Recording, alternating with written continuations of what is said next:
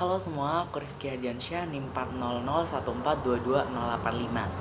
Aku dari Prodi Pendidikan Ilmu Pengetahuan Alam, Angkatan 2022. Kita semua tahu kalau limbah itu nggak semuanya aman langsung dibuang ke lingkungan. Oleh karena itu, perlu adanya pengolahan lebih lanjut sebelum limbah itu benar-benar aman untuk dibuang ke lingkungan. Nah, kali ini untuk memenuhi salah satu tugas pendidikan konservasi, aku bakal ngasih tahu ke kalian salah satu metode untuk pengolahan limbah terutama pada limbah cair, yaitu elektrokoagulasi. Metode ini merupakan salah satu penerapan dari reaksi kimia dengan bantuan listrik, yaitu reaksi redoks. Nah, kali ini aku juga bakal nunjukin ke kalian bagaimana pengolahan limbah dengan metode elektrokoagulasi ini dengan menggunakan alat yang sudah aku sediakan. Nah, alat ini terdiri dari satu pasang elektroda yang terdiri dari katoda dan anoda. Nah, kedua elektroda ini terbuat dari aluminium foil ya, teman-teman.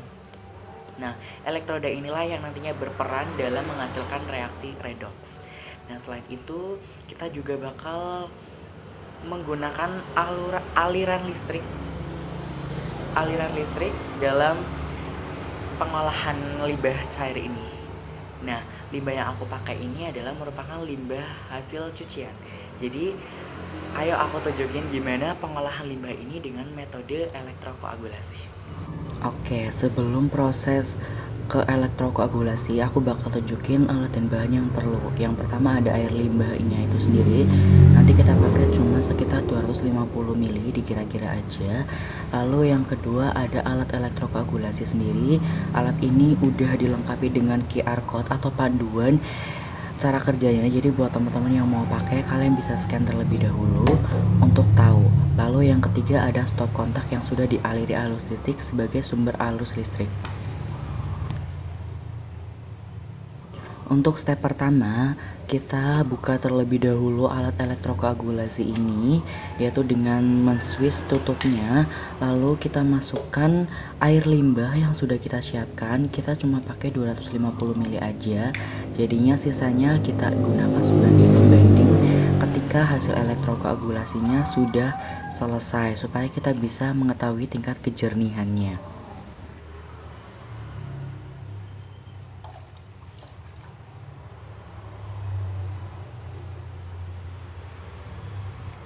Lalu setelah dituangkan ke dalam bejana, kita tutup alat elektrokoagulasi ini dengan tutupnya.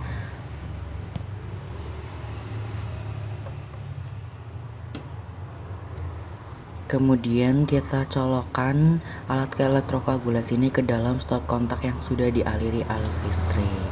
Proses elektrokoagulasi ini dilakukan selama 3 jam ya teman-teman, dengan pengamatan setiap 30 menit sekali untuk mengetahui proses penjernihannya, tingkat kejernihannya secara bertahap.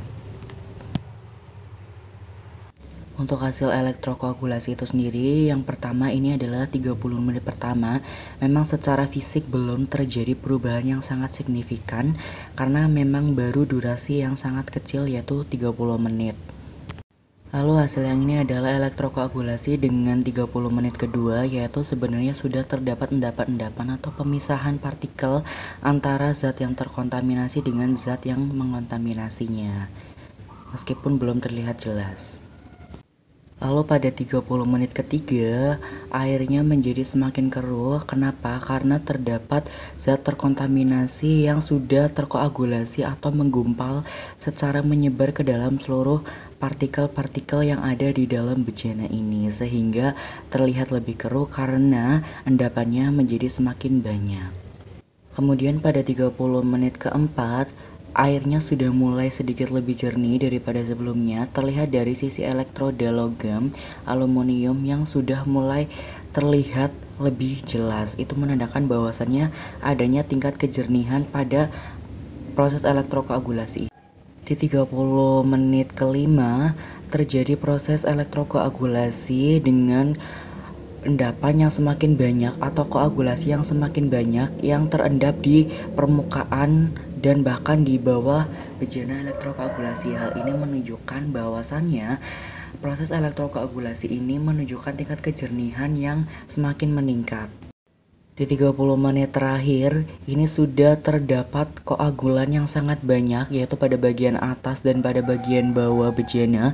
Hal ini menunjukkan bahwasannya proses elektrokoagulasi sukses dilakukan. Hal ini bisa terlihat pada sisi elektroda yang semakin jernih. Hal ini menunjukkan bahwasannya adanya tingkat kejernihan yang semakin meningkat.